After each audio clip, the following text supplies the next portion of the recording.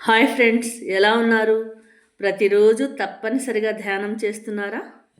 మానవుడికి అందరినీ దగ్గరగా చేసేది వారిలో ఉండే ప్రేమ గుణమే.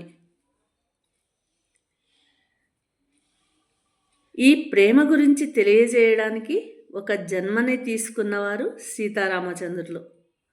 ఎవరైనా భార్యాభర్తలు అన్యోన్యంగా ఉంటే సీతారామచంద్రులా ఉన్నారు చూడు అని అంటారు కదా. సీతామాత అన్ని జీవరాశులను, ప్రాణులను, పక్షులను, చెట్లను, నదులను ఎంతో ప్రేమగా చూసుకునేది. మనము మన ఇంట్లో వాళ్ళను ఒక మాదిరి, బయటి వాళ్ళను ఒక మాదిరి చూస్తూ ఉంటాము.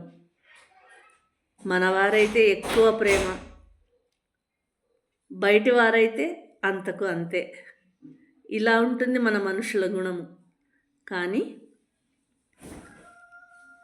ద్వేషానికి ద్వేషమే సమాధానం కాదు. ద్వేషంతో సాధించలేనిది కూడా ప్రేమతో సాధించవచ్చు. ఎవరు ఎంతగా ద్వేషించినా నువ్వు ప్రేమించి చూడు, ఆ ప్రేమలోని గొప్పతనం నీకు తెలుస్తుంది. ఎప్పుడో ఒకసారి నీ ప్రేమను అర్థం చేసుకుంటారు, నిన్ను కూడా ప్రేమిస్తారు. అది అత్తాకోడళ్ళైనా, భార్యాభర్తలైనా, అక్క చెల్లెండ్లైనా, అన్నదమ్ములైనా. ఈ ప్రేమకు అంతటి శక్తి ఉంది. ద్వేషానికి ద్వేషమే ప్రతీకారం కాదు. ద్వేషించే వారిని కూడా ప్రేమించి చూడండి. ఇవన్నీ తెలియాలంటే ప్రతిరోజు తప్పనిసరిగా ధ్యానం చేయండి. Thank you.